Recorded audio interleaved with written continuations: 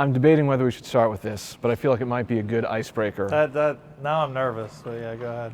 Better deal between the Houston Rockets and the 76ers, the Sergei Lashuk trade or the Furkan Aldemir Royce White second-round pick trade? Well, the Sergei Lashuk trade, there's actually 5 of those. Okay. I think just one with the Sixers. I believe he's the most traded player in NBA history. He never played here. You might have to give me, I remember the Furkan Aldemir trade. I do not remember the whole Sergei Lashuk trade. Do you have that handy? I think it was a multi-team trade. Oh, yes, that yes. went a couple different places and had multiple permutations. He never put on a uniform here. I would say, since we both had 70 trades, probably a lot of them were mostly forgettable. It's funny, though, thinking about you being here, it certainly feels, at least as someone who's been around the team for a bit, a little bit surreal. But then there's this undercurrent of, yes, of course. What about for me? Yeah, right, exactly. Think about me. I know. Why do I make it always about myself? I have a habit of doing that. But it's like, it feels like there's this familiarity that's pre-existing with you coming in here. Do you feel the same way about it? Kind of? I mean, I do. I mean, in the sense that, first off, I'm sort of a Midwest, Northeast guy. So that feels natural. Second, I am happy for Elton and Sam and those who set things up to have Joel and Ben is like, why you go through all the tough seasons. And so I'm at some level I feel bad, I feel like I'm the, others have driven the car a whole way and then I just need to bring it in right at the end, but and hopefully we do that. But no, it's a great roster to work with, and I love the fans, so I'm excited. Yeah. You really did, and I'm just saying this because we're sitting here talking now. You sounded genuinely over the moon, really enthusiastic in your introductory press conference. What is pumping you up the most about this opportunity? I mean, look, I just want to win the title somehow. I mean, and an opportunity comes along like this where you got a great chance and to work with committed ownership like Josh, and another chance to work with Doc, who we know is a championship coach, and Elton's going to be one of the all-time great execs in this league, and so it was and then a roster that's ready to win. I mean, you can't ask for much more. Given the connections that you had personally and professionally with the Sixers going back a handful of years, how much from afar when you were in Houston were you paying attention to what was happening here? Yeah, it's my job to pay attention. I do pay attention more to the West when I was in the West. I actually would track the East pretty close. Just because of who was here, and then obviously working in Boston for many years. So, but it was mostly like, I hope I face one of those teams in the finals. I definitely had an affinity. I've always known a lot of the people here. So, yeah. Going back 3 weeks ago, could you have possibly envisioned this happening? What did you think you'd be doing 3 weeks after you and Houston? I didn't know. I mean, I actually was sort of excited to do it because, some good friends like Sam just went through hey, what am I going to do next period? And I was actually sort of looking forward to that. I did not think an opportunity would come along quickly. That my good friend Jeff Van Gundy, he left coaching, and now we're 15 years later, and he hasn't done something yet. It hasn't aligned for him, and so to have something align quickly was I was so happy. Because sometimes when you take a step away, you're like, will anyone have interest? You don't know, right? You just don't know. So I was looking forward to that time. My family's angry with me. They think they're like, I thought you were supposed to spend time with us. I'm like, yeah, it's a good opportunity came along. Forgive me, please. Luckily, they're old enough they can sort of understand that something great came along. So there's got to be an itch burning within you, I got to believe, just based on that. Burning would be understated. Frankly, I've had the opportunity to, get certain accolades, make it to the conference finals, get awards, all this other stuff that doesn't matter. And so, like I talked about in the press conference, I'm looking only on championship probability. That's for me too. I really, I just feel like I haven't accomplished much unless I can somehow get that done. It's funny because just in speaking with Elton over the last couple of years, that's something that clearly is motivating him. Never won a title as a player, wants to get one as an exec. And then Doc comes at it from a completely different perspective. He won it, but it was over a decade ago, and it's like once you taste it for the first time, how can I get that? I'm so jealous again? of his one though. But yeah, hopefully we're comparing rings at some point. But no, he's awesome, and his ability to pull a team together quickly, which he did in Boston, was really, really impressive. And I just love that he has an approach and a style that helps teams win at a high level. I think he's going to go down as one of the all-time great winning coaches ever, obviously with a championship. So, it's why I was trying to get him to Houston before. Like, I just, it was fantastic that I got a chance to work with him here again. So if we're thinking of this next question in the vein of you narrating a sequence of events for the people out there, can you walk me for as much as you can through the timeline of leaving Houston and now here we are sitting talking about you being the president of basketball operations for the Sixers? I mean, honestly, I'd have to. It was such a whirlwind. So, I definitely was interested in stepping away. I thought it was the right time for everything. Was able to work that out with Houston, and then when it got announced, it was like boom. I mean, it was nice because you don't know how people are going to react. I had never gone through it. I imagine it's how players often feel when teams are calling them. You don't always know they're going to call, right? And I had no idea. But there are teams from football, from baseball, from investment opportunities, a couple NBA teams, but the Sixers opportunity they were super aggressive. Doc and Elton were like wanting me to come right away, and then Josh obviously super committed. I mean, it was honestly hard to say no with the roster, getting to work with Doc, getting to work with committed ownership was amazing. What do you think it says about Elton that it sounds like he was one of the driving people leading the charge on this? Well, that's the thing I was going to say in the press conference. I didn't get a chance, but like, how rare is that he's told you he only cares about winning a title? This proves it, right? Because, he's just like, we're going to do whatever it takes. And I love that about him. And to me, like, he's already on his way to being, he has such a great feel that you don't really get as quickly in the job as he already has. Honestly, in my third year or whatever he's in the job, I was sort of stumbling around like an idiot. So I'm so impressed by him, and the fact that he has wanted me here and welcomed me means so much. Let's talk about the roster a little bit. There's obviously two very young all-stars in Ben Simmons and Joel Embiid. Ben, where do you see his game at right now? I see as one of the best up-and-coming players, already very good, but at 24 can get even better. Very few players play to his level at 24. It usually means even bigger things are coming. I think Doc is going to figure out how to utilize him even more, whether it be in transition. Obviously, his defensive ability really shone through last year. I mean, if you have that as a foundation, you're always going to be a good player, because if you start with defense, and then he's super skilled offensively as well, the sky's the limit.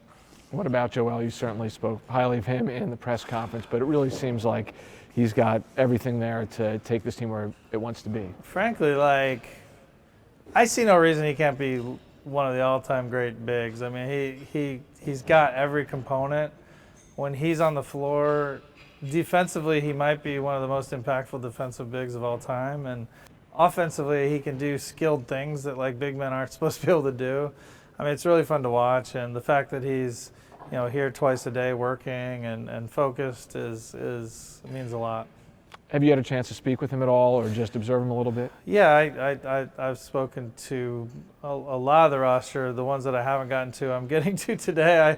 I was trying to call them rapidly because obviously we don't get anywhere without the players, so I've got to hit all them today. For someone in your position coming in, what's the message that you want to impart upon the players? I mean, it's, we're all working together for the same goal. I think you get to the best place in the NBA by involving your players, having them feel like they're part of the decisions, part of the environment. They set the culture. They set the work ethic. Doc's going to help with his leadership abilities, going to help them become better leaders. But it really fits my style. Honestly, my style would not work in college or high school, where it's, where some great programs are sort of like, here's how you do it. The X way is the way you do things. For me, I'm trying to help the players figure out their best skills, their best leadership. How do we use it all together? Work with Doc and create like this greater thing. So that's what I've always tried to do in Houston, and had a lot of success, just not the ultimate. And I was going to ask you, what have you learned about the balance that has to be struck between trying to create this collective being that needs to thrive, but then also there are individual players we're talking about here. There could be a James Harden, or there could be an Austin Rivers, or guys in between, deep guys on the bench. So what have you learned over your career about how to manage the individuals that make up the whole? Yeah, it's a challenge. Obviously, I work with the head coach a lot and take a lot of their guidance. I've been extremely lucky to work with great head coaches, Doc, when I was in Boston, Jeff Van Gundy, Rick Adelman, Kevin McHale, Mike D'Antoni. I've been lucky. Like, all those coaches have all stayed 4 years or more with me. I work heavily with them to figure out how to and learn how to touch those players in a way where they get excited and motivated to come to work and motivated to win. And I've taken a little bit from each person. And one thing that Doc seems to have one of the best feels at is how to inspire these guys to like want to come in and basically crush the day that day. So I lean on the coaches heavily, frankly. I try not to, unless they're seeking me out, I try not to get too in the coach's business. You and Doc did have that brief overlap in Boston. After that, how much did you guys stay in touch? Quite a bit. Obviously, we had a son at Houston who was awesome for us.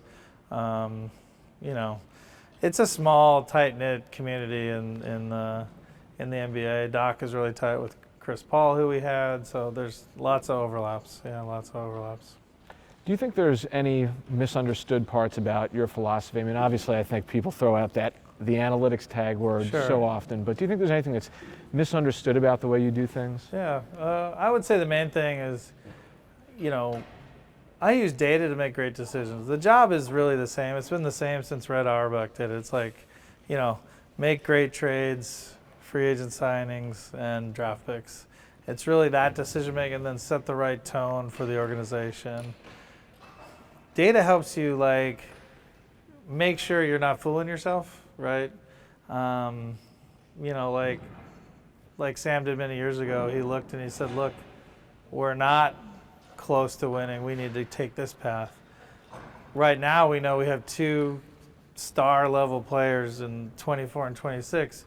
That is enough, as long as you can get everything together and the right mix and the right focus. You can win with that. So data allows you to ask the right questions, but people think that we use data to make the decisions. No, we use data to ask the questions.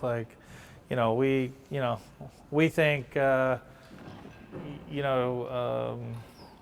Joel's post-ups are great. Well, let's check the data. Okay, they are great. Let's go to that. We want player X to shoot more.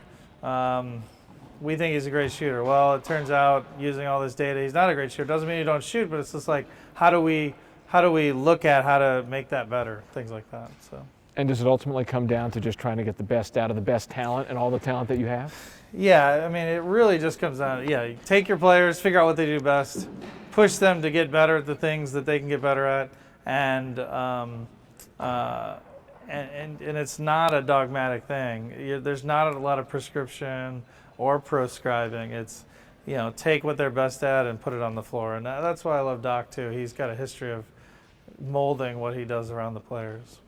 I know, going back, that this was an industry and profession that it sounded like desperately wanted to get into, from writing teams letters and trying to break down those doors. Yeah. I try to do a little bit. I feel like I had to get a haircut and do some research. Those are the 2 things I had to go to list. the beard. I had to risk it all and get a beard trim. So I know it doesn't show, but everyone's got a little bit of quarantine follicle situations going on that you have to Yes, manage. yes. Did you always think that this was something that you could do? Like, it sounded like you really wanted to get into it, but did you always believe that this was something you could do? Yeah, folks, I had the analog Facebook is what existed when I went to Northwestern in '91, and someone dug it up, and yeah, my Facebook thing was about how I wanted to be a GM someday. So I always hoped I could. As you mentioned, from '96 when I was at Stats Inc. until 2002 when I got a job with Boston, I couldn't get anyone to give me a chance. So did a whole bunch of other jobs during that period. So.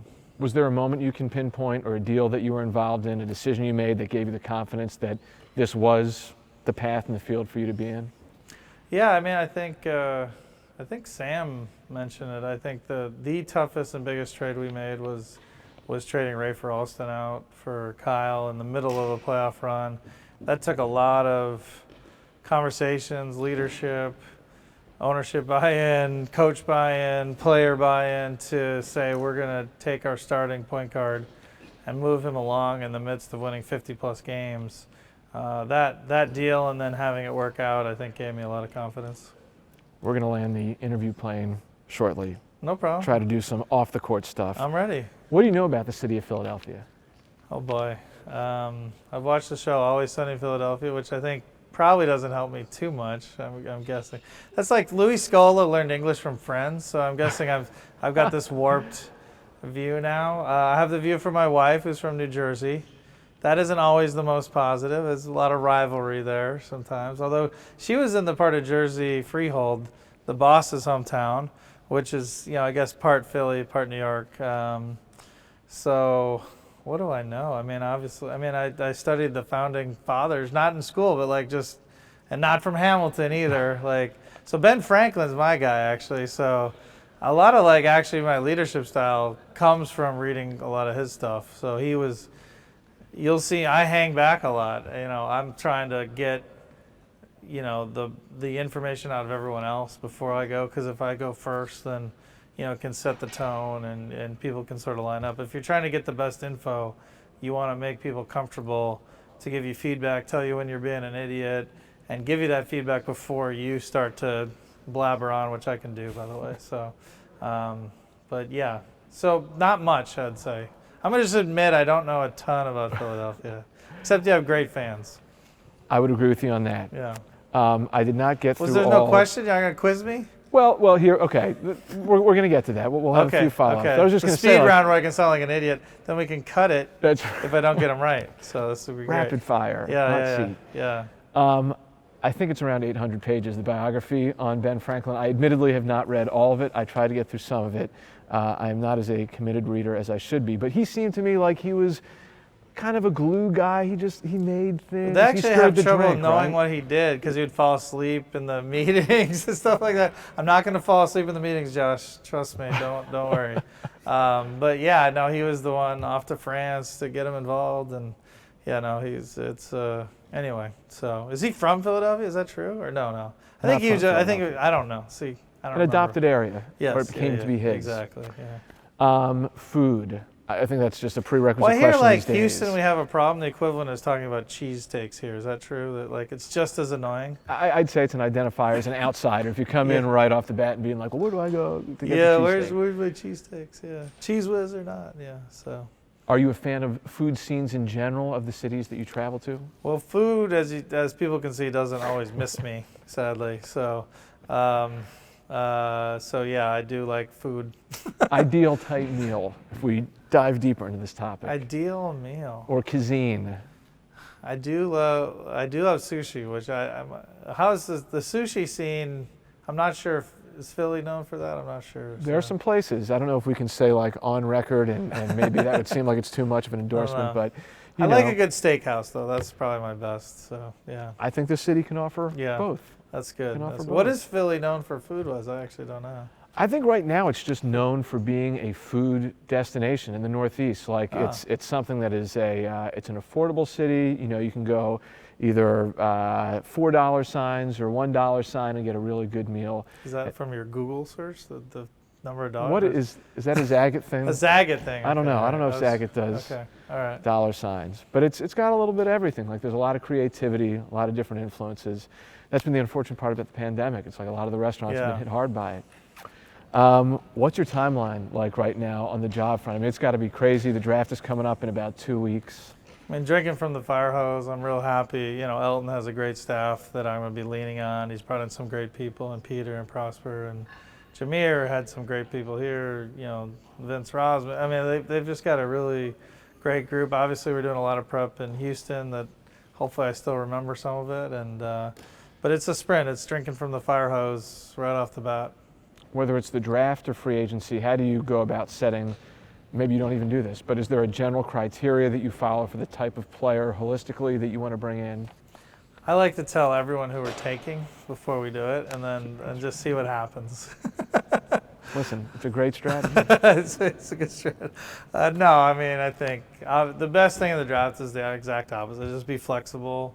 In the draft, all these bets are actually pretty similar, and so you gotta make some judgments between them. But the worst thing that happen often is that you get locked into a certain thing. Well put. Daryl, welcome to Philadelphia. Thanks so much. Thanks so much. Appreciate it. Thanks.